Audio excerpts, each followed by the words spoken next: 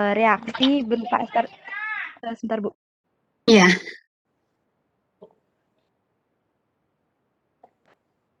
Baik Bu, maaf tadi ada Nggak apa-apa, nggak apa. Anak saya juga sering ganggu. Silakan.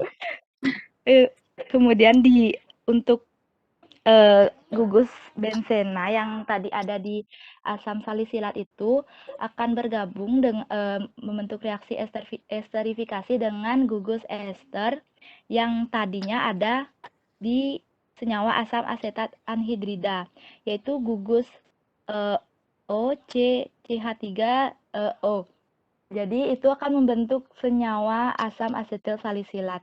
Jadi di situ ada reaksi esterifikasi yang akan membentuk asam asetil salisilat atau yang disebut aspirin, dan reaksi asetilisasi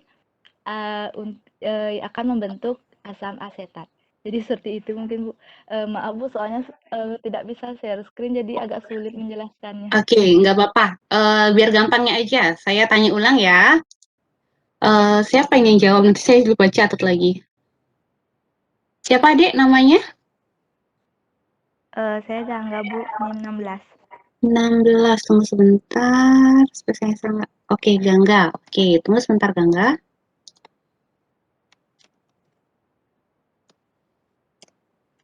Oke, Gangga, kita simpulkan ya. Untuk reaksi asetilasi, hasilnya apa dari si sintesis aspirin ini? Hasilnya itu berupa asam asetat, Bu. Berupa asam asetat. Asam asetat yang ada di sebelah kanan reaksi. Ya, dari reaksi yang kalian punya, dari persamaan yang kalian punya, ya. Iya, Bu. Oke. Kemudian, untuk proses esterifikasi, hasilnya mana? Hasilnya itu berupa asam asetil salisilat atau aspirin yang ada di kiri. Kalau di jurnal awal saya di kiri sih, Bu, ditaruh. Oke, ya. Nah, jadi reaksi asetilasi ya, jadi namanya juga asetilasi gitu. Jadi reaksi asetilasi yaitu reaksi yang memasukkan gugus asetil ke dalam suatu substrat yang sesuai, misalnya gitu ya. Entah kalau di kalian itu kan substratnya itu ada dua ya, ada si asam salisilat dan juga ada si asam asetat anhidrat gitu ya. Nah, jadi aspirin itu kalau kalian lihat dia prekursornya atau pembentuknya itu adalah asam salisilat yang utama. Jadi asam salisilatlah yang akan dirubah nanti strukturnya menjadi struktur aspirin dengan cara ditambahkan asam asetat anhidrat dan katalisator gitu ya. Nah, katalisator itu tidak masuk hitungan kita gitulah ya, dia hanya mempercepat reaksi, dia tidak bereaksi. Kemudian di akhir juga dia tidak meninggalkan residu di produk gitu ya. Nah, kemudian reaksi asetilasi tadi sudah benar ya dijelaskan oleh Gangga, yang mana reaksi asetilasi dan yang mana reaksi esterifikasi. Sebenarnya mudah ya reaksi asetilasi, kalian lihat aja gugus mana sih yang diganti dengan gugus asetil. Nah, gugus asetil ini dia berasal dari mana gitu ya. Gugus asetil ini dia berasal dari si asam asetat anhidrat tadi ya. Seperti yang sudah Gangga jelaskan. Yang mana yang diganti dengan asam asetat yang mana yang diganti oleh si asetil yang berasal dari asam asetat anhidrat ini, yang diganti adalah gugus OH pada asam salisilat. Nah, itu sebenarnya reaksi yang kalian punya itu cukup sederhana ya, karena reaksinya hanya one step gitu. Padahal kalau sintesis biasanya ada beberapa stage gitu ya, ada beberapa reaksi. Jadi ada senyawa intermediate pertama, nanti direaksikan lagi, ada senyawa intermediate kedua, direaksikan lagi gitu ya. Tapi kalau untuk kalian lihat di aspirin, mungkin kalian sudah punya persamaannya, persamaan stoikiometrinya, itu dia hanya satu ini ya, hanya satu tahap. Jadi si asam salisilat ditambahkan dengan asam anhidrat, asam asetat anhidrat sudah langsung menjadi aspirin. Nah, tadi sudah dijelaskan oleh Gangga. Ya, apa masih ada yang ingin bertanya mengenai reaksinya, Dade? NIM 3, mohon izin bertanya, Bu. Ya, silakan. Perkenalkan, nama saya Nikadina Pratiwi, NIM 3. Kalau tidak salah, tadi dari penjelasan beberapa kelompok itu mengenai sintesis aspirin, kan ada katalisnya ya, Bu. Jadi, saat mereaksikan asam salisilat dengan anhidra asam asetat itu ada yang menggunakan H3PO4, ada yang menggunakan Hmm, asam sulfat pekat, mhm. Bu. Jadi yang mana lebih baik, Bu, yang digunakan untuk sebagai katalis, Bu, agar reaksinya lebih baik? Terima kasih, Oke, Bu. ya, terima kasih. Untuk siapa yang nanya nih? Yunia ya? Yunia NIM 3 ya, Yun?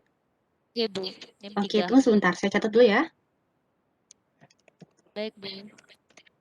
Oke, Yunia. Nah, kalau untuk katalisator ya, nah, mungkin kalian bisa cari atau Yunia bisa cari lagi nanti syarat katalisator apa gitu ya. Katalisator yang baik itu seperti apa. Yang pertama pasti itu mau nggak mau dia pasti harus bisa mempercepat reaksi gitu ya. Dalam hal ini kan reaksi ini ya reaksi asetilasi dan juga reaksi esterifikasi dari cis nyawa A dan cis nyawa B. Kemudian biasanya kalau katalisator ini ya yang setahu saya dia salah satu kerjanya itulah menurunkan halangan sterik. Misalnya halangan sterik ini saya nggak tahu di SMA sudah diajarkan atau tidak gitu ya. Tapi eh, halangan sterik ini biasanya mempersulit suatu reaksi gitu ya. Entah dia dengan apa ya? Entah dia susah untuk satu gugus itu susah untuk dipotong dari struktur aslinya gitu ya. Jadi ada banyak macam halangan sterik. Nah, biasanya salah satu cara itulah ditambahkan katalisator. Kemudian tadi saya bilang juga ada katalisator bio gitu ya, yaitu si enzim-enzim itu adalah biokatalisator. Nah, kalau sekarang misalnya Yunia bertanya kepada saya, yang mana lebih bagus Bu? Gitu ya. Kalau dari sudut pandang saya, selain dia satu katalisator itu pasti harus dapat mempercepat reaksi, yang kedua pasti dia tidak meninggalkan residu gitu ya, ataupun dia tidak toksik, less toksik gitu ya. Biasanya pasti ada ya cenderungnya mana yang lebih toksik dibandingkan yang mana lebih toksik. Yang ketiga, mudah dihilangkan dari produk akhir. Nah, itu ya.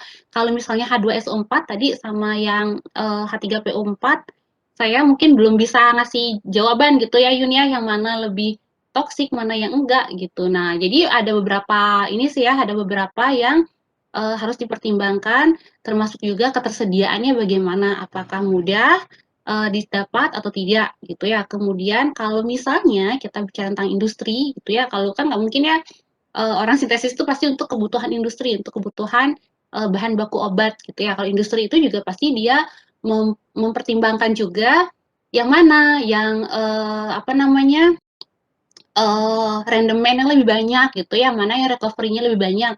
Apakah dengan H3SO4 atau dengan yang PO4 tadi gitu ya. Kemudian mana yang pertama dalam artian rendemen produk gitu ya, mana yang akan menghasilkan dalam waktu yang singkat rendemen yang lebih banyak gitu, jumlah aspirin yang lebih banyak. Kemudian rendemen yang kedua adalah rendemen perolehan kembali si katalisator gitu ya. Biasanya katalisator ini dia bisa digunakan berkali-kali, nggak hanya sekali gitu ya, karena dia sudah dapat dipisahkan dari produk jadinya, biasanya dipakai kembali si katalisator ini dan kebanyakan memang kalau yang katalisator kimia dia dapat diperoleh kembali. Dapat digunakan kembali gitu ya. Kalau bioenzim mungkin kadang agak susah treatmentnya gitu ya. Kenapa? Karena bioenzim itu kan dia apa ya namanya bahasa Indonesianya, dia agak rentan gitu ya, agak rapuh. Jadi entah dengan suhu, entah dengan ekspos udara terlalu banyak gitu karena biasa enzim itu kan protein. Jadi mungkin agak susah handlingnya kalau si enzim, tetapi kalau enzim sudah pasti dia less toxic gitu ya dibandingkan dengan senyawa-senyawa kimia. Apalagi kalau H2SO4 kalau kita lihat H2SO4 ini dia sangat asam gitu ya. Kalau masih ada sisa di produk, nanti bisa mempengaruhi stabilitas produk, kemudian toksisitas produk itu juga dapat pengaruh apalagi kalau diminumnya secara peroral misalnya gitu ya. Kalau ada sisa katalisator yang berupa H2SO4 ini atau yang CPO4 ini gitu ya, mana yang lebih asam, mana yang kalau asam kuat kan dia cenderung dapat menghidrolisis gitu ya atau dia dapat mengiritasi. Nah, tapi biasanya produk-produk hasil sintesis itu dia pasti ada yang namanya QC gitu ya. Ada syarat. Berapakah syarat pengotor yang boleh tersisa di produk tersebut gitu ya. Di mana bisa dilihat syarat itu hubungannya sama farmakopi. Makanya saya minta kalian buka farmakopi, nanti saya kasih tahu gimana cara kalian baca farmakopi gitu ya.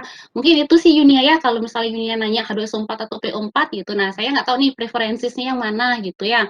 Kalau dilihat karena banyak faktor yang bisa dilihat ya Yunia, selain dia mana yang lebih cepat dengan waktu yang lebih singkat gitu. Itu sesuai dengan kebutuhan dari industri, mana yang lebih murah, biasanya itu juga menjadi pertimbangan si industrinya.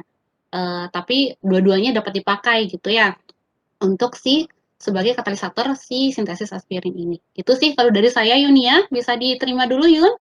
Oke, Bu, bisa diterima. Terima kasih, Bu. Oke, terima kasih Yunia. Silakan yang lain. Permisi Bu, izin bertanya. Ya, silakan. Dengan siapa? Saya Wahyuni, absen 4. Absen berapa Wahyuni? Absen 4 ya? 4, Bu. Ya, Bu. Oke, silakan Yun. Jadi kan tadi sudah banyak teman-temannya yang presentasi. Nah, saya bertanya itu kan di prosedur kerja termasuk kelompok saya juga sih sebenarnya di pemurnian aspirin secara rekristalisasi. Di poin ketiga di mana kan ada kemudian lakukan rekristalisasi dalam ice bath sampai kristalisasi selesai. Nah, di sana ada mungkin kita tanda kutipkan jika tidak terbentuk kristal aspirin, tambahkan petroleum ether dan dinginkan sedikit dengan larutan air es. Pertanyaan saya, karena kita ini kan praktikumnya online, Bu, apakah yang menyebabkan kristal aspirin tersebut tidak terbentuk padahal kita sudah melakukan prosedurnya dengan benar? Seperti itu, Bu. Terima kasih. Mungkin bisa dijelaskan. Oke, ya terima kasih. Ini sebenarnya teknis sekali ya pertanyaan dari Wahyuni gitu, tapi coba saya lempar dulu. Mungkin kira-kira ada yang bisa membantu Wahyuni untuk pertanyaannya?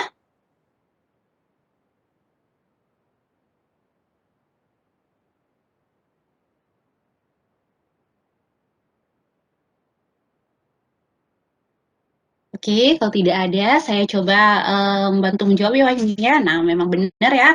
Jadi kadang-kadang ya hasil praktikum itu tidak sejalan dengan teori gitu ya. Apalagi ini ya mungkin kalau kita berpedoman pada jurnal gitu, dari dalam jurnal ini ternyata rendemen kristalnya banyak gitu ya. Tapi kenapa ketika kita lakukan di lab itu tidak sebagus hasil dari jurnal gitu ya. Itu ada beberapa faktor. Yang pertama mempengaruhi adalah kemurnian dari senyawa yang kita gunakan, prekursornya kah, pelarutnya kah gitu ya.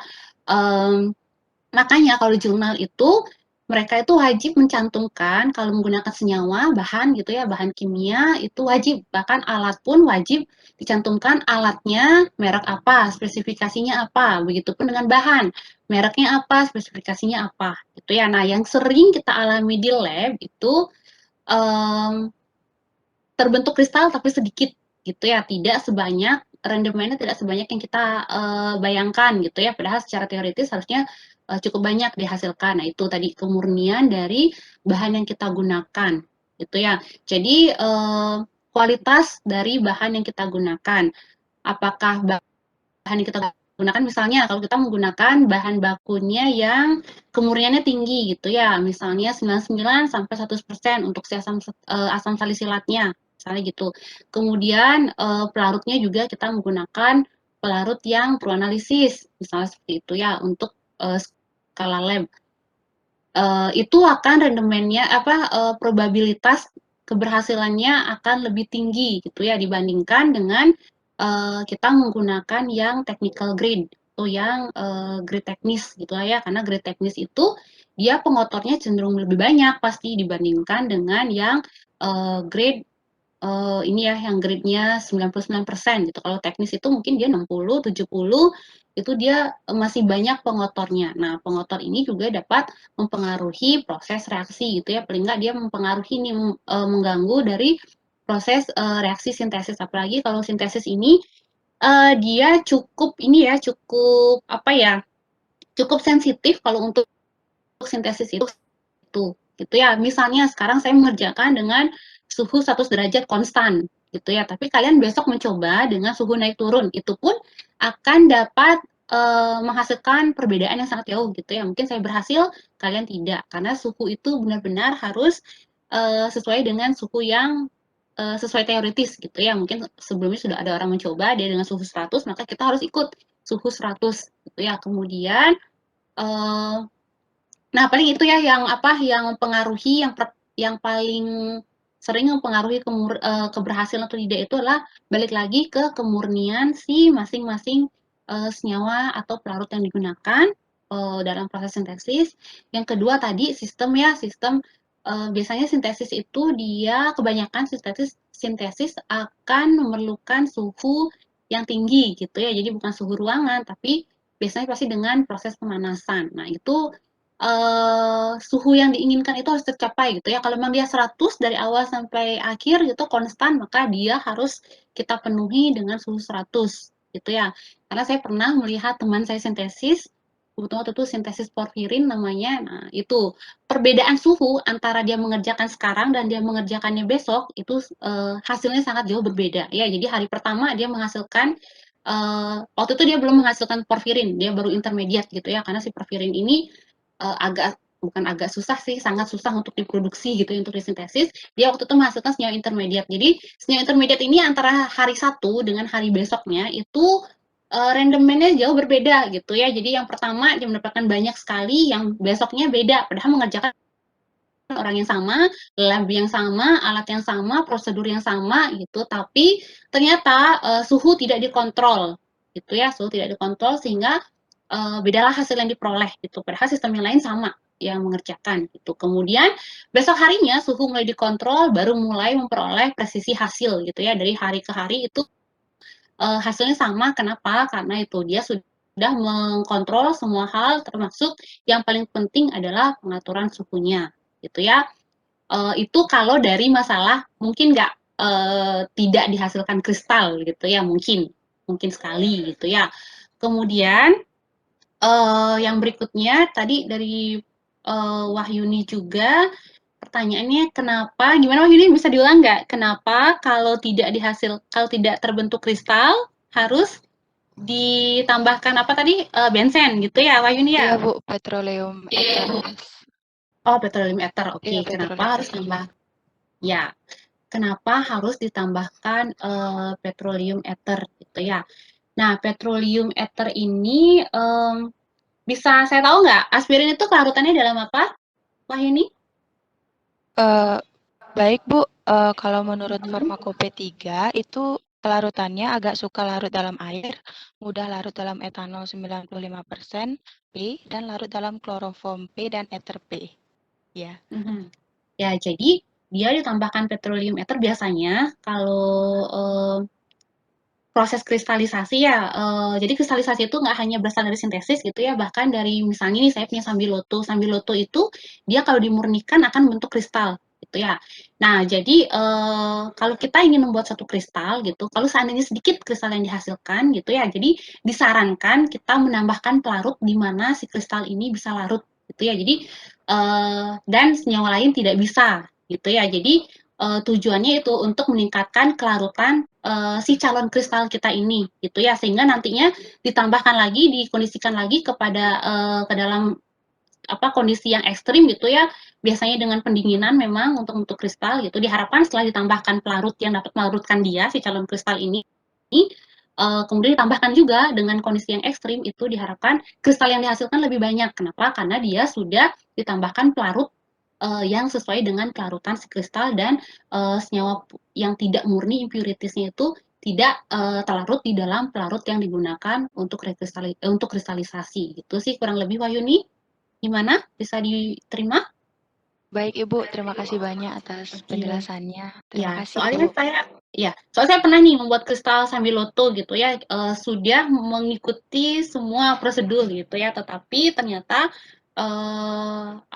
tidak sama hasilnya dengan si jurnal gitu ya. Ternyata setelah itu kita ganti pelarut tadi, sama kejadiannya seperti yang Wahyuni katakan, ternyata kristal itu ya terbentuk sedikit gitu ya, hanya beberapa dan itu pun terlarut kembali di dalam pelarut yang pertama gitu. Akhirnya kita tambahkan dengan pelarut yang memang selektif untuk melarutkan si calon kristal ini dari si kristal andrografolid gitu ya, sehingga akhirnya baru kita dapatkan kristal yang jauh lebih banyak gitu ya. Jadi ada senyawa. Kalau senyawa bahan alam itu yang terkenal kristal itulah andrografolit, kemudian ada likopen, kemudian ada juga ini apa? Dari pala ya. Jadi pala itu saya lupa deh namanya gitu. Tapi itu biasanya yang paling sering dikristalisasi untuk bahan baku obat. Tuh ya. Oke, Wahyuni bisa diterima dulu ya, Adik. Baik Ibu, bisa Ibu. Terima kasih. Oke, terima kasih. Silakan yang lain. Sambil kita lihat farmakope ya. Kan tadi saya bilang kita coba baca farmakope. Jangan sampai kalian tidak bisa membaca farmakope ya karena ini online gitu. Paling nggak kalian bisa dulu baca farmakope. Nah, oke, menurut farmakope, ada yang bisa memberitahu saya berapa kemurnian asam salisilat yang dipersyaratkan?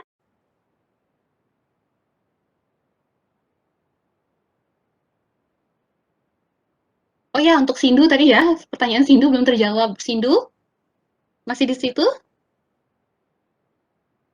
Iya, Bu, masih. Oke, Sindu masih sana ya. Jadi Sindu, menurut saya juga kalau struktur yang ada di dalam farmakope ini entah kenapa saya juga nggak tahu ya, padahal sudah sekelas farmakope gitu ya. Tapi coba nanti kita cari bersama lagi. Seharusnya dia tidak ada amina karena tadi saya hubungkan lagi dengan reaksi sintesisnya Windu ya. Jadi tidak ada ini ya, tidak ada unsur amina di dalam prekursor penyusun si aspirin ini ya Windu ya. Coba deh nanti saya cari lagi kenapa di farmakope ini dia bisa ada gugus aminanya. Ya Windu ya, di-keep dulu ya Windu lagi Sindu Iya, ya Sindu ya. iya, Tapi kalau dilihat dari proses sintesisnya dan juga kalau kalian lihat di ini ya di situs-situs kimia gitu di PubChem itu seharusnya ini tidak ada gugus aminanya gitu ya. Tapi saya belum update ya. Saya belum update mengenai struktur aspirin terbaru gitu ya. Kenapa sampai si farmakope ini dia menyertakan struktur yang seperti ini ya. Jadi tolong di-keep dulu ya Sindu ya. Nanti siapa tahu sambil jalan saya sempat mencari gitu. Siapa tahu kita yang keliru gitu farmakope yang benar karena ini sekelas farmakope gitu ya. Nggak mungkin rasanya kalau dia salah. Gitu ya Sindu ya. Tapi kalau dilihat dari proses sintesis kita itu seharusnya tidak ada si amina gitu ya. Tapi balik lagi mohon maaf saya belum update gitu ya. Apakah memang ada beberapa senyawa di farmakope ini mungkin dia ada prekursor yang baru atau bagaimana gitu ya, struktur prekursor yang baru sehingga menghasilkan struktur yang ada di farmakope 5 ini. Ya, Sindu ya. Nanti mungkin bisa keep in touch aja ya. baik Bu, terima kasih. Terima kasih Sindu. Oke, adik-adik silakan lihat farmakopenya berapa kemurnian asam salisilat aspirin yang dipersyaratkan oleh farmakope. Tidak kurang dari 99,5%. Ya, berarti itu ya. Jadi kalian tahu apa makna dari angka 99,5% ini dan tidak lebih dari 100,5%. Jadi artinya adalah ketika kalian mensintesis aspirin, jadi hubungannya ke sana ya. Ketika kalian mensintesis aspirin untuk keperluan bahan baku obat, maka kristal yang kalian hasilkan nanti dari proses sintesis itu dia harus memenuhi kemurnian 99,5 sampai 100,5% gitu ya. Nah, kemudian untuk uji kemurniannya apa saja itu sudah kalian tadi sampaikan di presentasi kalian gitu ya. Coba ada nggak yang bisa membantu saya? Tolong jelaskan sekali lagi apa saja uji kemurnian yang dapat kalian lakukan untuk si aspirin ini. Jika seandainya kalian adalah apoteker yang bekerja di R&D suatu pabrik gitu ya yang buat bahan baku untuk aspirin. Uji kemurnian apa aja yang bisa kalian lakukan untuk mendapatkan untuk mengetahui apakah kadar aspirin kalian sudah 99,5 sampai 100,5%. Silakan.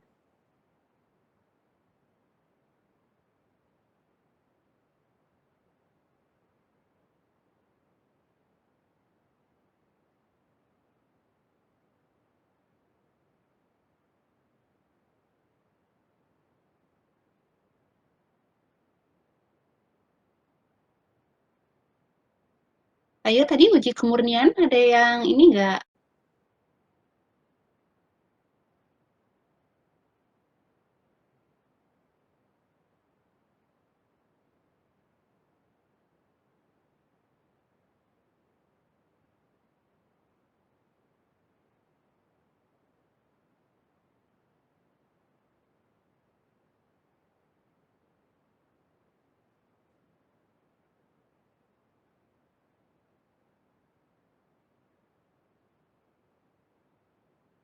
Ayo. Oke, itu yang pertama. Kalian coba jelaskan lagi apa saja uji kemurnian yang bisa dilakukan untuk hasil sintesis aspirin kalian. Oke, yang kedua di farmakope juga ada ya. Di farmakope ini dia ada yang namanya uji sisa pemijaran. Ada juga uji sulfat. Kemudian uji asam salisilat bebas. Coba ada yang bisa menjelaskan nggak kenapa penting ada uji-uji tersebut dalam dalam bahan baku asam asetil salisilat, dalam senyawa murni asam salisilat sebagai bahan baku farmasi. Apa hubungannya dengan kemurnian? Si sisa pemijaran, si klorida, si sulfat, asam salisilat bebas, kemudian ada juga logam berat itu. Coba, apa hubungannya kira-kira dengan kemurnian? Kenapa farmakope mengamanatkan kalian untuk menguji hal-hal tersebut?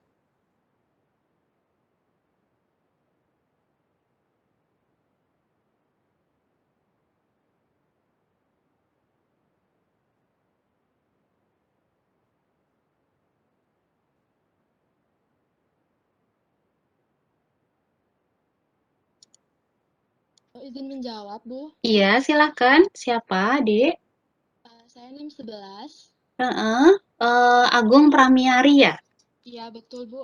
Oke, silakan, Gung. Jadi saya ingin menjawab pertanyaan dari Ibu, kenapa diperlukan adanya pemurnian pada tahap kristallisasi. Tujuannya itu, kan tadi sebelumnya Ibu sudah sempat mengatakan bahwa pada tahap rekristalisasi itu dipengaruhi oleh suatu zat pengotornya. Itu mempengaruhi dari hasilnya nanti kan seperti itu. Jadi kalau menurut saya kenapa perlu adanya pemurnian dalam tahap itu karena ya tadi untuk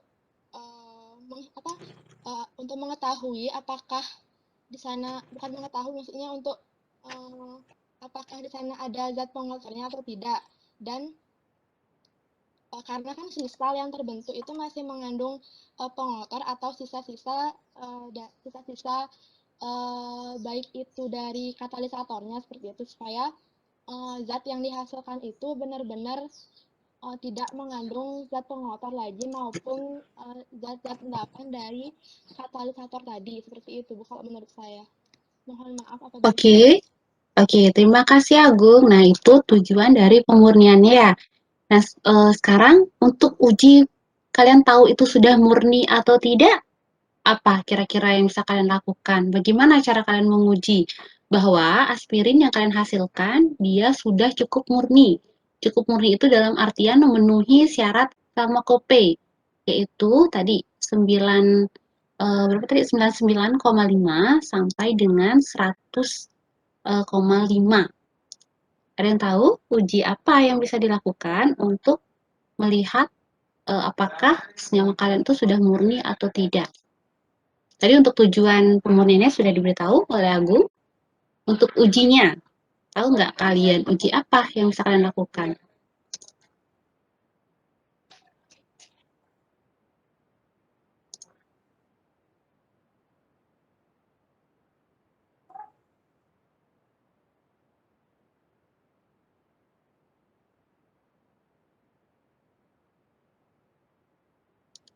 Oke, kalau tidak ada, silahkan dicatat ya.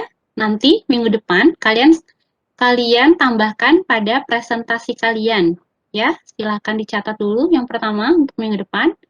Minggu depan kan kita kita pengerjaannya. Untuk minggu ini kita diskusi awalnya, gitu ya. Silahkan nanti ditambahkan adik-adik, kira-kira uji apa yang bisa kalian lakukan untuk tahu bahwa aspirin yang kalian hasilkan sudah kemurniannya sudah memenuhi kadarnya sudah memenuhi persyaratan farmakope. Oke, pertanyaan saya yang kedua tadi juga belum terjawab. Apa hubungannya? Kenapa sih di farmakope ini untuk asam asetil salisilat kalian harus menguji sisa pemijaran, kemudian kalian menguji si klorida, kemudian ada menguji sulfat, ada menguji asam salisilat bebas, ada menguji logam berat. Kenapa kira-kira?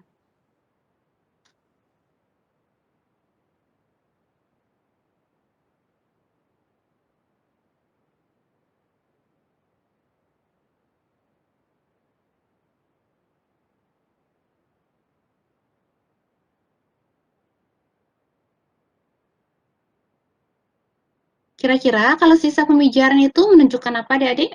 Kalau uji sisa pemijaran, apa yang bisa diinterpretasikan dari hasil dari uji sisa pemijaran?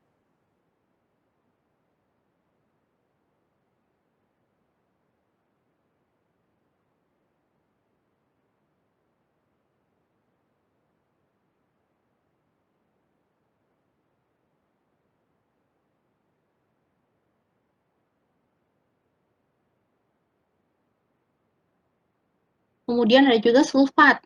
Kenapa harus ada pengujian untuk sulfat? Iya, silakan. Siapa? Permisi Bu, mungkin saya coba Iya, menjawab nggak yang apa-apa. tadi uji Silakan. pemijaran itu. Siapa nih? Tunggu sebentar ya, namanya nggak muncul. Wahyuni. Oh, Wahyuni. Oke, silakan Wahyuni.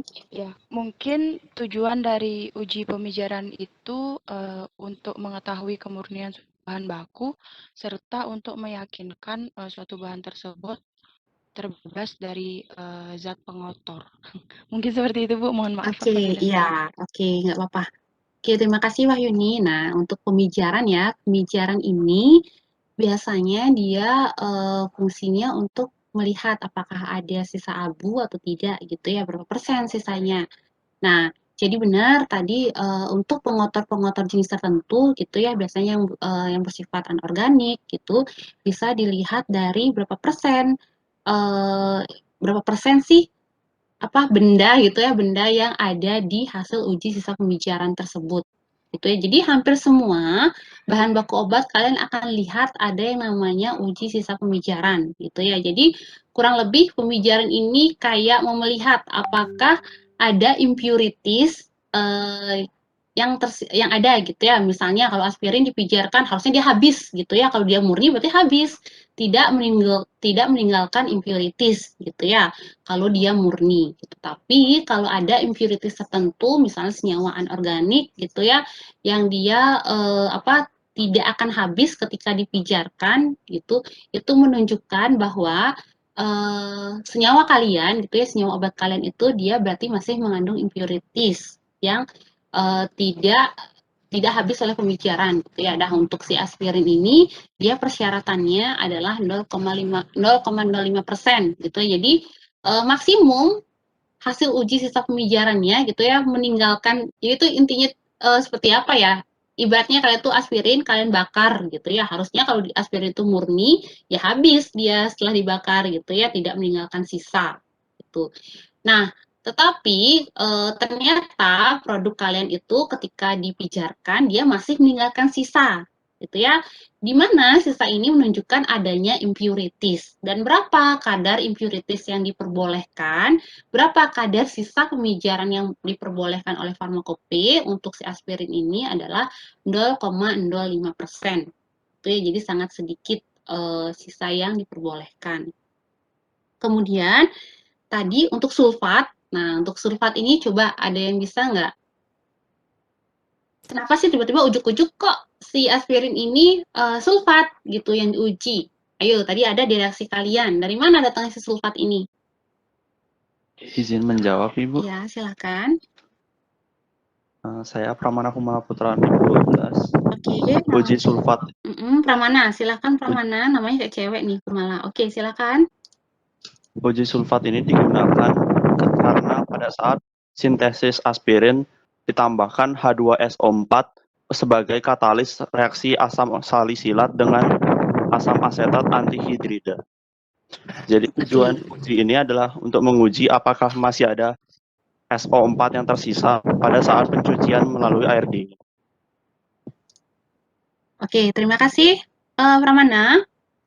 Nah, jadi ya mungkin besar si sulfat ini dia diuji karena adanya katalis berupa sulfat yang digunakan gitu ya. Jadi apa namanya, kan tadi saya bilang ya katalisator yang baik itulah katalisator yang dapat dengan mudah dipisahkan gitu ya dari si produk akhirnya. Jadi di produk akhir itu sudah tidak ditemukan si asam sulfat. Nah, kalau untuk si aspirin ini sendiri, berdasarkan farmakope, asam sulfat itu dia masih boleh ada, tapi kadang sangat kecil gitu ya, tidak lebih dari 0,04%. Jadi mungkin pertimbangannya adalah sulfat 0,04% ini dia sudah sangat sedikit gitu ya, kadang sangat sedikit, dan kalaupun misalnya dikonsumsi gitu ya, itu sudah akan mengalami pengenceran oleh cairan tubuh, misalnya kalau per oral di dalam lambung gitu ya, jadi sudah tidak bersifat toksik lagi, misalnya seperti itu. Jadi masih diperbolehkan. Kemudian selanjutnya ada asam salisilat bebas. Nah, ini sama seperti si sulfat gitu ya. Asam salisilat bebas ini sulfat itu klorida itu termasuk impurities gitu ya. Nah, kalau yang si asam salisilat ini dia kan sebenarnya bahan bakunya gitu ya, prekursornya gitu. Tapi kemungkinan untuk ada di produk itu masih ada gitu ya. Jadi mungkin nggak semua reaksinya tidak 100% si asam salisilat ini berubah menjadi si asam asetil salisilat gitu. Tapi masih ada residu asam salisilat pada si produk aspirin ini gitu ya. Itu masih diperbolehkan dengan kadar 0,1% gitu ya. Jadi tidak boleh lebih dari 0,1%. Maksimum residu asam salisilat bebas yang ada di produk aspirin kalian itu adalah maksimum 0,1%. Nah, pertimbangannya mungkin sama seperti sulfat itu tadi ya, karena dengan kadar 0,1% dia tidak menimbulkan toksisitas ataupun mungkin dia tidak memberikan efek farmakologi terhadap tubuh gitu ya. Apalagi kalau tadi yang per oral dia sudah terencerkan dengan cairan tubuh gitu ya, cairan lambung misalnya, ataupun mungkin dengan proses formulasi bisa saja si asam salisilat ini sudah tidak ada lagi gitu ya. Misalnya dalam proses pembuatan tablet, mungkin dia sudah sudah terdegradasi, mungkin si asam salisilatnya itu bisa saja terjadi itu ya, tergantung dari metode pembuatan si tablet yang digunakan. Kalaupun masih ada gitu 0,1% ini ya sudah tidak bersifat toksik gitu ya, karena kadar sudah sangat kecil. Oke, kalau logam berat, nah kalau logam berat ini dia juga tidak diperbolehkan gitu ya, dia tidak lebih dari 10 ppm ya, atau BPJ. Kemudian ada juga yang namanya zat mudah terarangkan gitu ya. Mas saya kurang tahu juga nih yang zat mudah terarangkan ini apa gitu, karena tumben juga saya melihat ya zat mudah terarangkan ini di farmakope. Tapi kalau yang lain mungkin cukup lumrah ya, sisa pemijaran, kemudian klorida, sulfat itu tergantung dari proses sintesisnya. Kemudian asam salisilat bebas itu prekursornya. Kalau logam berat, nah logam berat ini memang sering dipersyaratkan ya untuk sensitif obat. Apalagi kalau misalnya kalian logam beratnya itu, kalau katalisatornya berupa logam berat gitu, berarti otomatis diukur juga supaya memastikan tidak ada residu logam berat yang ada di produk kalian gitu ya. Tapi kalau zat mudah terarangkan ini kita tangguhkan dulu ya, saya juga belum tahu nih zat mudah terarangkan ini apa yang dimaksud ya. Tapi kalian bisa lihat di 411 ya, di metode 411 kalian bisa lihat zat mudah terarangkan ini bagaimana cara mengerjakannya, siapa tahu ada penjelasannya gitu ya. Oke, kemudian ada juga cemaran senyawa organik mudah menguap. Nah, jadi banyak uji untuk melihat adakah impurities dari produk akhir sintesis kalian. Gitu ya. Jadi kita melipir sedikit ke si farmakope karena kalian kan ujinya sintesis gitu ya. Ada uji kemurnian. Paling nggak kalian tahu dulu kalau di farmakope untuk produk aspirin ini, untuk si senyawa aspirin ini, kalian uji impuritiesnya, uji kemurniannya itu berupa apa saja sih? Yaitu uji sisa pembicaraan, klorida, sulfat, itu digunakan untuk membuktikan bahwa apakah aspirin kalian sudah baik hasilnya gitu ya, apakah sudah murni atau tidak. Itu ya, jadi paling nggak kalian tahu nih kenapa harus ada uji cemaran senyawa organik, kemudian kenapa harus ada uji asam salisilat bebas, gitu ya. Kemudian kalau kalau di praktikum ini yang sintesis aspirin ini kalian hanya sampai rekristalisasi ya, tidak sampai penetapan kadar.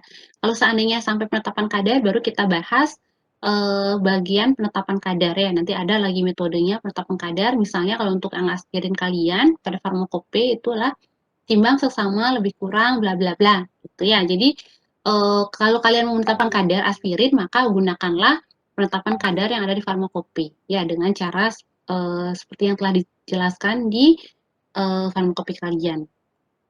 Kemudian nanti di farmakope ini untuk setiap bahan baku farmasi, bahan obat farmasi itu kan ada ya sediaannya di bawahnya ada tablet. Kalau aspirin ini dia ada tabletnya. Kemudian dia ada tablet yang didapar gitu ya. Kemudian dia ada juga tablet effervescent-nya. Kemudian ada tablet lepas tundanya. Ya, untuk si aspirin ini berarti dia ada 4 jenis sediaan. Yang pertama tablet biasa, kemudian ada tablet yang didapar gitu ya, mungkin karena terlalu asam jadi perlu didapar dulu. Kemudian ada tablet effervescent. Effervescent itu tablet seperti redoxon ya. Redoxon itu adalah sediaan effervescent. Jadi dia mengandung CO2 gitu ya, yang apa? Yang ada ini ya, pokoknya mengandung CO2 gitu. Jadi sama seperti redoxon, jadi ketika dia dilarutkan dalam air gitu, dia akan menghasilkan buih karena berasal dari CO2-nya. Kemudian ada yang namanya tablet lepas tunda, asam asetilsalisilat atau tablet lepas tunda aspirin. Nah, kalau tablet lepas tunda ini, dia biasanya kenapa dia dibuat dalam tablet lepas tunda gitu ya? Kenapa sih harus dibuat lepas tunda? Yaudah biarin aja tablet biasa gitu yang bukan lepas tunda. Biasanya lepas tunda ini dia tujuannya adalah untuk mengurangi frekuensi pemakaian obat gitu ya. Jadi misalnya ada obat yang harus diminum 4 kali sehari gitu, tapi kalau dengan lepas tunda mungkin kalian cukup minumnya 2 kali sehari gitu ya. Kenapa? Karena sekali minum itu tubuh nggak langsung gitu ya, tabletnya itu nggak langsung hancur seketika semuanya itu tidak, tapi perlahan-lahan gitu ya, karena sudah dibuat formulasinya sedemikian rupa gitu ya, ditambahkan dengan bahan-bahan tambahan eksipien gitu yang bisa membuat si bahan aktifnya ini keluar sedikit demi sedikit gitu ya, sehingga dari yang frekuensi penggunaannya 4 kali sehari itu bisa berkurang menjadi 2 kali sehari gitu ya. Biasanya itu demi kenyamanan pasien, dalam artian mungkin pasien tidak mau gitu mengkonsumsi berkali-kali gitu ya. Biasanya kalau ada obat yang dikonsumsi itu berkali-kali dalam sehari, pasien akan menjadi tidak patuh gitu ya. Tidak patuh itu dalam artian, aduh males nih saya minum 4 kali sehari gitu, terlalu sering gitu. Jadi ujung-ujungnya tidak akan diminum, cukuplah saya minum 2 kali sehari aja, misalnya gitu ya. Itu namanya ketidakpatuhan pasien. Jadi pasiennya lama-lama merasa bosan meminum frekuensi yang terlalu banyak dalam sehari itu, sehingga pasien menjadi tidak patuh lagi menggunakan obatnya karena dia merasa tidak nyaman dalam menggunakan obat gitu ya. Jadi biasanya lepas tunda ini tujuannya adalah seperti itu ya, untuk mengurangi frekuensi pemakaian obat ya. Jadi kurang lebih kayak gitu. Biasanya kalau obat pilek itu ada yang namanya Rinos. Nah, Rinos ini dia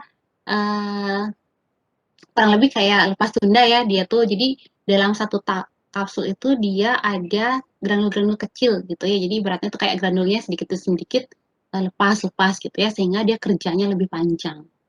Tuh. Oke, paling itu ya kalau dari baca farmakopenya kalian, paling nggak kalian sudah sempat baca farmakope, tapi saya yakin sih sebelum-sebelumnya pasti kalian juga sudah diarahkan untuk melihat farmakope ya. Sebenarnya kalau dari judul kalian, praktikum kalian ini jauh dari farmakope gitu ya, karena kenapa? Kalian penetapan kadar juga tidak gitu. Kemudian kalian sintesis, kalian kristalisasi. Di farmakope ini nggak ada sintesis dan kristalisasi gitu ya. Tapi ternyata ada bagian kemurnian yang nyambung gitu ya antara si sintesis kalian, nanti ada kemurniannya dari kristal kalian. Itu nyambung nih dengan uji-uji yang ada di farmakope. Jadi kalian tahu nih tujuan uji-uji itu apa sih hubungannya dengan sintesis kalian gitu ya. Jadi nggak hanya sintesis yang membutuhkan uji-uji itu, bahkan biasanya gitu ya, biasanya kalau untuk QC itu juga dibutuhkan uji-uji yang telah disebutkan. Misalnya, saya sebagai industri, saya menerima bahan baku dari supplier baru, misalnya gitu ya. Kemudian saya nggak tahu nih, apakah supplier baru saya ini dapat dipercaya atau tidak gitu ya, walaupun dia sudah memberikan saya COE gitu, cuma COE itu kan bisa dibuat gitu ya. Jadi saya juga wajib untuk membuktikan bahwa hasil dari pengujian COE yang diberikan oleh supplier saya itu atau Certificate of Analysis gitu ya, COE itu Certificate of Analysis. Jadi kalau kalian beli bahan baku, bahkan untuk bahan baku lab pun, praktikum pun gitu ya, supplier akan memberikan kita COE gitu ya. Tapi biasanya kita kan langsung menerima gitu ya. Tapi kalau industri, dia kan harus ada lini keamanannya gitu ya, dalam artian supaya dia tidak rugi industrinya. Karena kenapa? Karena jika terjadi sesuatu dengan pasien, yang akan disalahkan pertama itu adalah si industrinya, karena dia yang buat produk gitu ya. Jadi harusnya dia mengantisipasi untuk keselamatan pasien gitu ya. Nah, jadi biasanya industri itu ketika dia menerima bahan baku gitu ya, menerima bahan baku dari suppliernya, apalagi dia baru bekerja sama dengan supplier baru yang dia belum tahu performanya gitu ya. Jadi dia sebisa mungkin melakukan beberapa pengujian tersebut gitu ya. Jadi kalau untuk bahan baku itu kan dia masuknya asam asetil salisilat tok gitu ya, bukan tablet. Kalau tablet itu kan produk jadinya gitu ya. Kalau supplier itu berarti kita bahan baku yang dari supplier kita uji dengan beberapa parameter yang ada di farmakope asam salisilat ini, di monografi asam asetil salisilat ya. Jadi si industri yang menerima bahan baku itu dia akan menguji apa? Menguji misalnya identifikasi itu ya yang akan dia lakukan selalu itu adalah identifikasi.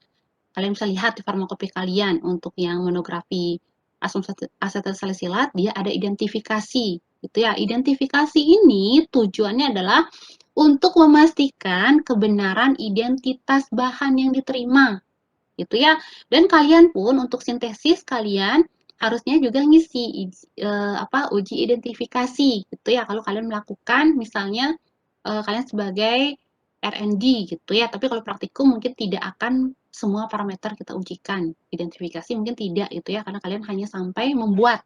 Kalian belum sampai mengevaluasi hasil buatan kalian gitu ya. Kalian baru step pertama yaitu kalian hanya membuat, tapi kalian tidak mengevaluasi hasil buatan kalian. Dalam artian kalian tidak uji kelarutan, kemudian kalian tidak uji identifikasi gitu ya. Tapi kalau industri ketika menerima bahan dari supplier, dia wajib menguji identifikasi.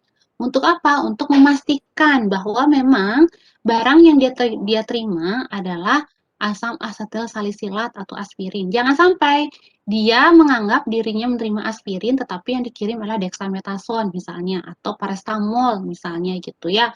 Kan bisa saja terjadi kesalahan ketika pengiriman, ketika pengemasan, kemudian ketika pendistribusian gitu ya, bisa terjadi kesalahan seperti itu, maka wajib si industri ini membentengi dirinya dengan QC gitu ya. Jadi dia nguji apakah benar bahwa yang dikirimkan oleh si supplier ini adalah aspirin. Kemudian kalaupun benar, berapa kadarnya, memenuhi nggak kadar farmakope gitu ya. Kalau farmakope kan mengamanatkan aspirin ini 99,5 sampai 105. Nah, si industri ini juga dia akan melakukan penetapan kadar sesuai dengan metode yang dicantumkan di farmakope gitu ya. Tadi kan ada ya metode penetapan kadarnya gitu. Berapa kadarnya? Harusnya memenuhi syarat farmakope 99,5 sampai 105. Kalau seandainya kadar yang diperoleh gitu ya, setelah berkali-kali pengulangan pengujian kadar, penetapan kadar, ternyata hasilnya tidak memenuhi spesifikasi farmakope. Anggap saja misalnya kadarnya 97%. Gitu ya, otomatis kan tidak memenuhi persyarat farmakope. Apa yang dilakukan oleh industri? Yang dilakukanlah dia harus mengembalikan barang tersebut ke suppliernya, gitu ya. Dia harus menyampaikan bahwa ini kadang saya terima tidak 99% loh, gitu, tidak memenuhi persyarat farmakope. QC saya sudah menguji, misalnya gitu. Maka si supplier dia akan menguji ulang, gitu ya. Dia akan menguji ulang benar atau tidak hasil yang diperoleh oleh si industri, gitu ya. Kalau seandainya benar terjadi kekeliruan, si industri boleh untuk mengirimkan kembali, mengembalikan si barang yang telah diterima, gitu ya. Jadi itulah makna dari uji-uji yang ada di farmakope, gitu ya. Jadi nggak hanya uji-uji itu nggak hanya untuk sintesis gitu ya, tapi termasuk tadi QC di industri ketika dia menerima juga dia melakukan uji-uji tersebut. Misalnya tadi uji identifikasi dia wajib, kemudian dia bisa uji sulfat, dia melihat apakah ada residu atau tidak gitu ya. Karena balik lagi ketika produk ini sudah diedarkan ke masyarakat, ke pasien gitu ya, atau sudah digunakan di unit-unit pelayanan kesehatan, maka kalau terjadi kesalahan, toksisitas, maka yang menanggung pertama pasti industrinya. Kurang lebih kayak gitu ya. Oke, bisa dipahami adik ya? Maaf panjang lebar. Karena saya mau kalian tahu dulu nih farmakope makna dari uji-uji itu apa. Gitu. Bisa dipahami ya, adik-adik? Bisa, Ibu. Bisa ya. Kalau untuk teoritisnya nanti, teoritis dan praktisnya, untuk pengerjaan praktikumnya gitu ya, saya sebenarnya mau menanya-nanya banyak nih sama kalian gitu, tapi mungkin minggu depan ya kita keep ketika pelaksanaan praktikumnya. Gitu. Nah, mungkin pertanyaannya itu nanti kurang lebih misalnya seperti ini ya diskusi kita minggu depan. Tunggu sebentar, saya buka file.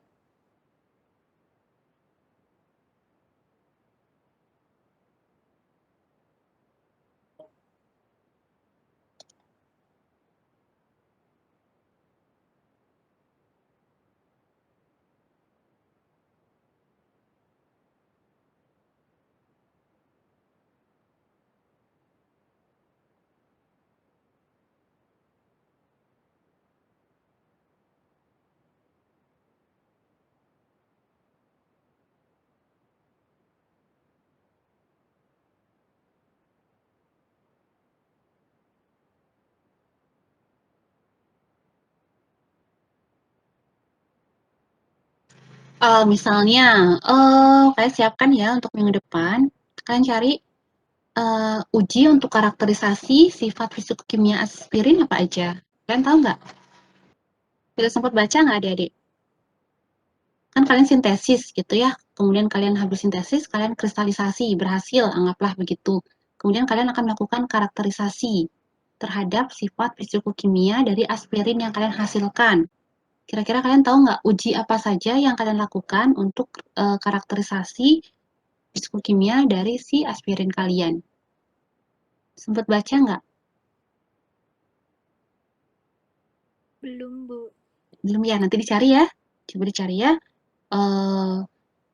Uji apa saja yang kalian lakukan untuk produk akhir yang kalian hasilkan.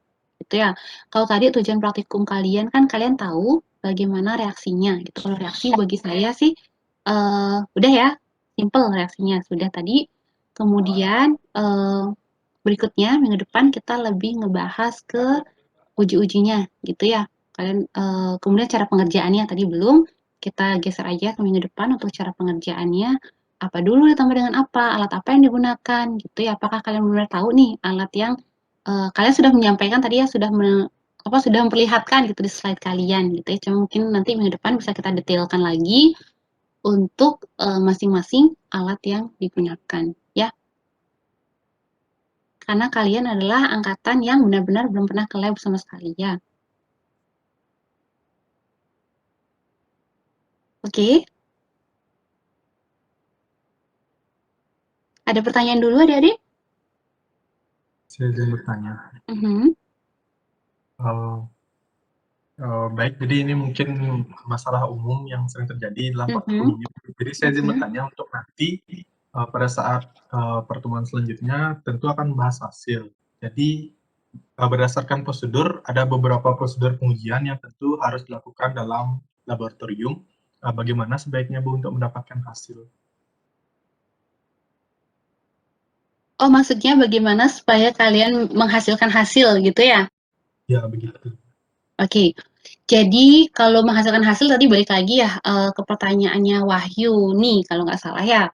Apakah mungkin terjadi kegagalan itu mungkin gitu ya. Jadi apa yang bisa kita lakukan tadi yang pertama, yang bisa kita lakukan itu adalah kita memastikan dulu ya kualitas bahan baku yang kita gunakan. Jadi kayak asam setilnya, asam salisilatnya kita pastikan dia tidak expired gitu ya, itu yang pertama. Kemudian dia masih dalam kondisi baik dalam artian kalau dia harusnya monografinya dia berwarna putih, kita pastikan dia masih berwarna putih, tidak kuning gitu ya. Kalau kuning itu berarti mungkin dia sudah mengalami reaksi lain gitu ya, reaksi samping lain ketika penyimpanan. Itu akibatnya apa? Akibatnya akan berubah pada pertama pasti berubah pada kadar gitu ya. Ketika kadar berubah otomatis kadar yang kita reaksikan itu tidak mencerminkan kadar dia yang kita timbang gitu ya. Jadi kita nimbangnya 1 gram misalnya, tetapi ternyata dia sudah mengalami kerusakan. Jadi yang sebenarnya dalam 1 gram massa yang kita timbang itu sudah tidak ada 1 gram lagi gitu ya. Dalam artian timbangnya tetap fisiknya 1 gram, tetapi kalau dalam dalam jumlah struktur, kemudian dalam jumlah partikel mungkin dia sudah berubah gitu ya, karena dia sudah mengalami degradasi, itu yang pertama. Jadi jangan sampai kita maksud hati itu 1 gram untuk menghasilkan berapa gitu ya dari stoichiometrinya, tapi karena adanya perubahan kadar karena penyimpanan kurang baik, itu jadi hasilnya menjadi sedikit gitu ya, karena sudah strukturnya mungkin sudah berubah, sudah rusak, kebanyakan strukturnya gitu ya. Maksudnya dalam artian struktur asam salisilat yang masih bagus itu sedikit dibandingkan dengan massa yang kita timbang. Itu juga menurut saya dapat menghasilkan kegagalan dalam artian kristalnya sedikit. Kalau sedikit dia cenderung bisa larut lagi, misalnya kayak gitu ya. Jadi itu yang bisa kita hindari. Pertama, memastikan dulu kualitas bahan yang kita gunakan. Kemudian yang kedua, memastikan prosedurnya benar-benar sesuai yang sudah kita tuliskan di awal, gitu ya.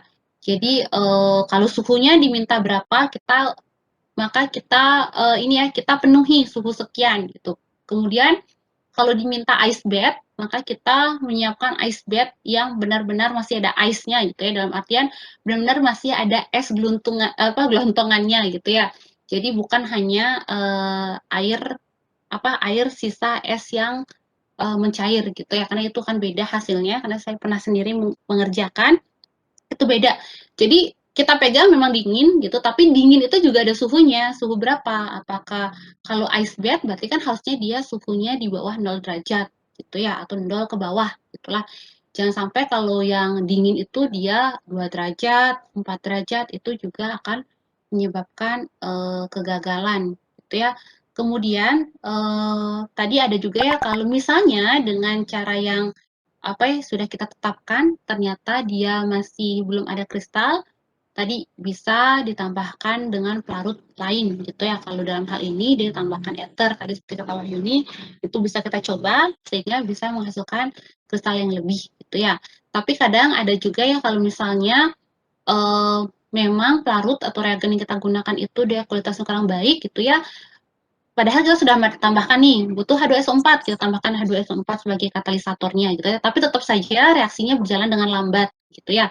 Jadi seharusnya secara teoritis sekarang kita kerjakan, nanti sudah ada hasilnya, sudah ada kristalnya gitu ya. Tapi kadang kita butuh mendiamkan dia semalaman gitu ya, 1 hari untuk menghasilkan kristal yang banyak. Itu bisa ya, mungkin reaksinya lambat gitu, padahal kita sudah tambahkan katalisator, tapi entah kenapa ternyata setelah dilakukan secara teknisnya gitu ya, dia sangat lambat gitu. Jadi kita harus menunggu 1 hari untuk menghasilkan kristal. Jadi itu sangat mungkin terjadi, sudah sering sekali terjadi. Jadi kita mengerjakannya jam 2 gitu ya, jam 2 kita sudah kristalisasi, jam 2 sore. Kemudian di akhir praktikum jam 4 gitu, kita lihat kristalnya masih sangat sedikit gitu ya, atau kristalnya masih kecil-kecil, bukan berupa kristal yang besar gitu ya. Jadi yang kecil ini kadang dia digoyang sedikit larut kembali gitu ya, dengan goyangan mekanik gitu. Dalam artian kita nggak ngasih goyangan, tapi kita pegang, kemudian nggak sengaja terkocok, itu larut kembali gitu ya. Jadi kalau terjadi hal itu, kita diamkan, misalnya kita diamkan di dalam kulkas gitu ya, di dalam chiller misalnya kita diamkan, tapi kita tidak taruh di freezer ya, kalau freezer nanti membeku semua sistem gitu ya. Kita taruh di chiller supaya dia tetap dingin gitu ya. Besok harinya kita lihat lagi apakah sudah ada kristal yang terbentuk atau tidak gitu ya. Jadi kadang-kadang kalau yang kristalisasi ini kita mengerjakan sekarang, teoritisnya harusnya jadi sekarang gitu ya, tapi karena mungkin tadi ya dia reaksinya lambat, entah karena kualitas bahan yang kurang baik gitu, Jadi besoknya baru kita amati lagi dan kita taruh di kulkas. Itu sih Ari yang pernah kita alami gitu ya, yang pernah kita alami di lab sehubungan dengan praktikum si kristalisasi ini, gitu ya. Saya maaf, Iya. maaf sebelumnya. Apa saya salah ini ya, saya salah paham tentang pertanyaannya. Coba ulang. Jadi yang Iya, saya iya, iya. tanyakan itu bagaimana kami mendapat data Oh, dari oke, karena kalian online gitu ya. ya. Iya, iya. Terima kasih. Jadi maaf ya. Jadi itu, tapi kalau yang tadi itu ya kalau yang praktikum benerannya seperti itu ya. Jadi kalian bisa juga praktikum beneran pun kalian kadang nggak dapat data hari H gitu ya, karena datanya langsung kristalnya langsung jadi kita taruh besoknya gitu ya. Saya kira tadi pertanyaan Ari gitu. Bu, bagaimana kalau di lab dapat hasil, sedangkan kita praktikum kan harus ada hasil misalnya gitu ya. Itu kalau yang praktisnya ya. Kalau benar-benar kita alami sering gitu ya. Baik kristalisasi bahan alam, kristalisasi senyawa kimia murni itu sering ya kristalnya justru munculnya belakangan gitu. Nah, kalau misalnya tuh praktikum ini, kalau praktikum ini nanti datanya akan diberikan oleh saya kepada kalian untuk diolah di laporan gitu. Jadi jadi minggu depan kita itu membahas cara pengerjaannya, teknikalnya seperti apa, gitu ya, kurang lebih diskusi seperti itu. Untuk ketahui kalian itu kalian tahu nggak alat ini, gitu ya. Tahu nggak cara kerjanya seperti apa, gitu. Karena kalian belum pernah ke lab, jadi mungkin kalau dari alat, cara makainya akan saya jelaskan, gitu ya. Tapi kalian yang menjabarkan alat yang kalian butuhkan apa, nanti saya kasih tahu cara kerjanya gimana, cara makainya gimana, cara makai yang benar gimana, gitu ya. Misalnya pipet ukur, cara makainya seperti apa sih pipet ukur. Kemudian pipet volume, bagaimana cara gunakannya. Kemudian kalian pakai labu ukur, gimana kalian cara memasukkan larutan ke dalam labu ukur, gimana cara kalian mengocoknya, gitu tuh ada caranya gitu ya. Kenapa? Karena kita orientasinya ke OSCE, apoteker gitu. Kalian kan pasti nanti selepas S1 akan ngambil apoteker. Apoteker itu untuk lulus harus ada OSCE gitu ya, ujian OSCE nasional. Jadi dari Sabang sampai Merauke itu kegiatannya serentak gitu ya. Jadi kalian seharusnya tahu menggunakan alat karena di OSCE itu akan ada yang namanya praktek lab gitu ya. Praktek lab tapi waktunya 10 menit. Nah, itu jadi praktikum sebenarnya sudah praktikum yang luring itu sebenarnya sudah didesain untuk memenuhi kebutuhan kalian OSCE gitu ya. Gimana kalian OSCE dapat menguasai alat itu baik instrumen berat ataupun yang alat gelas. Nah, jadi karena tadi sayang sekali kita nggak bisa face to face gitu ya, jadi datanya akan nanti saya berikan. Jadi seolah-olah kalian praktikum, kalian mendapatkan data walaupun datanya dari saya, gitu ya. Nah, seolah-olah kalian praktikum itu tadi ya, saya yang akan menjelaskan kepada kalian bagaimana sih seharusnya menggunakan alat-alat gelas yang kalian sudah cantumkan di makalah kalian, gitu ya. Jadi ya maaf kalau praktikumnya otomatis hanya dengan omongan saja tetap gitu ya. Paling nggak kalian tahu dulu tampangnya gelas Becker yang mana, gelas Erlenmeyer yang mana gitu ya. Semoga semester depan kalian bisa langsung ketemu dengan si gelas Becker sama si gelas Erlenmeyer misalnya kayak gitu ya. Tapi untuk hasilnya juga jadinya hasilnya itu bukan hasil real yang kalian dapatkan sendiri, tapi hasil yang saya berikan. Tapi anggaplah itu seolah-olah kalianlah yang mendapatkan dari hasil praktikum kalian. Jadi kayak gitu ya jadinya mau nggak mau ya. Mohon maaf sebelumnya. Ya, Ari, apakah data itu yang Ari maksud tadi? Gimana? Ya, benar sekali. Gitu ya? Oke. Saya lanjut bertanya.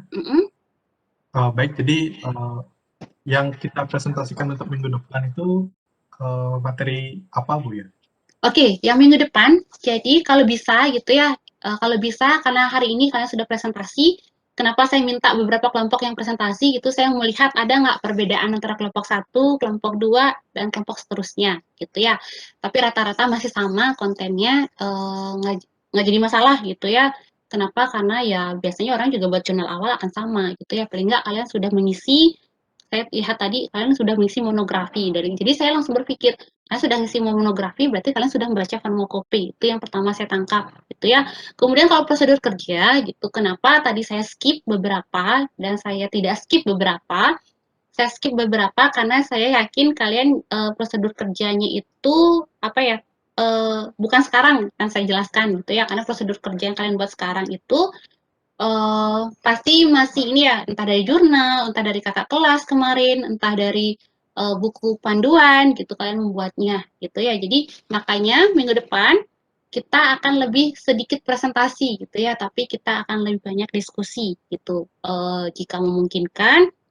Kemudian minggu depan, jadi apa Bu untuk minggu depan? Minggu depan untuk saya kalian cukup menyiapkan video saja ya, video untuk karena kebetulan minggu depan itu kan kalian punya Senin gitu ya. Saya maunya buatin kalian video, maunya saya mengerjakan langsung di lab untuk sintesis aspirin ini gitu. Tapi kalau melihat dari waktunya, saya takutnya nggak bisa gitu Jumat mengerjakan untuk yang video kalian Senin gitu ya. Kalau seandainya setelah ini saya bisa buat videonya, mungkin saya kasih linknya aja. Kalian silakan nonton video yang saya buat gitu ya. Karena saya juga belum ngecek bahan, saya belum nyiapin alat gitu ya. Jadi sepertinya kalau Senin agak tidak terkejar gitu. Jadi makanya untuk pertemuan selanjutnya, kalau bisa kalian bukan kalau bisa sih ya, kalian tolong siapkan video gitu, video mengenai sintesis aspirin ya. Jadi boleh carinya di YouTube gitu boleh ya. Kalian siapkan video, silahkan kalian narasikan gitu ya. Terutama yang nanti presentasi saya utamakan dulu bagi kelompok yang hari ini belum presentasi ya. Jadi tadi nanggungnya sampai kelompok 6 ya. Jadi yang kelompok setelah itu yang tidak presentasi silahkan besok duluan presentasinya untuk si video gitu ya. Jadi nggak usah lagi buat PowerPoint lah, kalian video aja. Kemudian nanti kita akan paling video selama sejam misalnya gitu. Nanti setelah itu kita lanjutkan diskusi 2 jam ya, karena hari ini waktunya sudah habis untuk diskusi. Jadi minggu depan kita baru ke teknikalnya pengerjaannya. Gitu ya. Untuk hasilnya nanti kalian olah di rumah gitu. Nanti saya lihatkan dulu, saya share konten untuk hasilnya apa yang harus kalian lakukan dari hasil yang saya sharekan gitu ya. Itu kalian kerjakan di rumah, anggap itu data kalian sendiri. Kurang lebih kayak gitu, Ari. Baik Bu, selanjutnya untuk pembuatan laporan praktikum atau hasil evaluasi tentu dikerjakan, baru bisa dikerjakan setelah Ibu memberikan data. Ya, ya. Kalau dari saya, jadi nggak ada jadi untuk hari ini kalian nggak ada buat laporan untuk minggu depan, nggak ada ya. Nanti sekalian pertemuan 1, pertemuan 2 langsung jurnal akhir aja nanti di akhir. Berarti minggu depannya lagi baru kalian ngumpul ke saya ya. Kan tanggal 19 kalian baru ini ya, tanggal 19 kalian baru dapat hasil dari saya karena pertemuan kita yang kedua. Berarti tanggal 26 baru kalian mengumpulkan jurnal akhir praktikum sintesis aspirin gitu. Ya.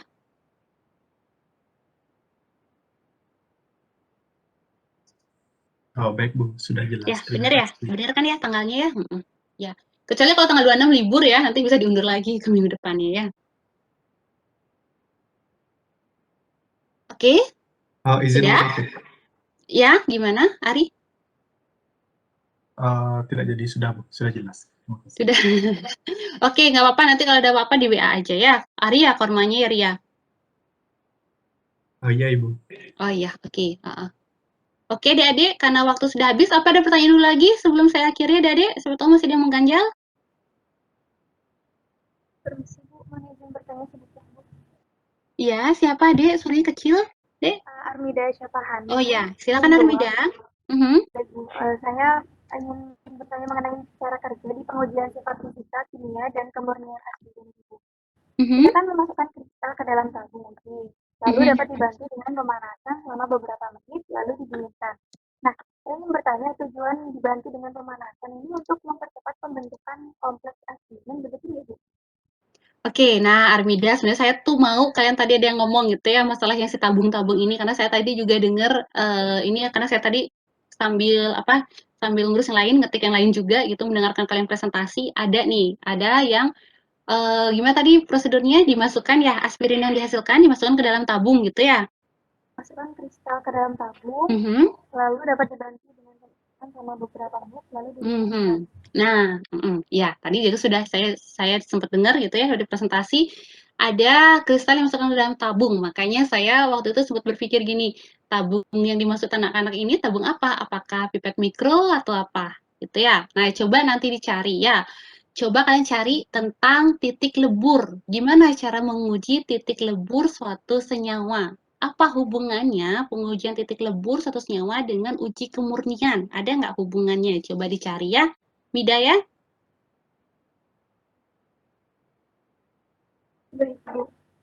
Ya, jadi biasanya pengujian titik lebur itu dia menggunakan tabung, tapi itu tabungnya itu adalah tabung pipet mikro sebenarnya, jadi sangat kecil ukurannya, mungkin sebesar spait gitu ya, sebesar sebesar jarum spait gitu. Nah, itu terbuatnya dia dari bahan kaca gitu ya, bukan dari gelas gitu ya, bukan plastik gitu. Nah, nanti si kristal dimasukkan ke dalam si pipet itu gitu ya, karena tadi kalian bilangnya tabung gitu di presentasinya, saya juga tadi apakah tabung yang dimaksud adalah pipet mikro gitu. Kemudian saya dari tadi itu nunggu sebenarnya dia mau menjawab tabung, tapi saya juga kelupaan jadinya ya. Kemudian itu dimasukkan si kristal ke dalam si pipet mikro itu, ke mikropipet itu. Kemudian nanti ada alat yang digunakan untuk menguji titik leburnya, gitu ya. Terus kemudian tugas kalian lah cari apa hubungannya si titik lebur dengan kemurnian. Ada tidak hubungannya? Kemudian bagaimana cara pengerjaannya? Apakah benar si kristal itu dimasukkan ke dalam tabung dan apakah benar tabung yang dimaksud itu adalah pipet mikro? Ya, nanti kalian cari ya. Mumpung Armida tadi bertanya. Oke? Maunya saya tanyakan minggu depan lagi gitu, tapi mumpung Armida nanya, saya lanjutkan aja gitu. Ya, Mida bisa ini ya Mida ya, bisa dipahami dulu ya Mid. Tadi di tugas kelompok Mida ada ya, menyatakan tabung itu ya, di tugasnya kelompok Mida yang menyatakan bahwa si kristal dimasukkan dalam tabung, gitu ya. Tapi tidak ada untuk apa gitu, nggak ada ya.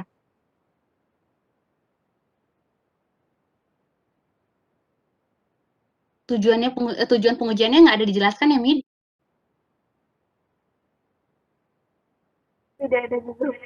Oke, ya nanti dicari ya, coba dicari. Sama nggak yang Mida kerjakan yang kristal masukkan ke tabung itu dengan pengerjaan titik lebur ya. Coba dicari, itu nanti kita bahas minggu depan. Oke adik-adik, apakah ada lagi sebelum saya tutup?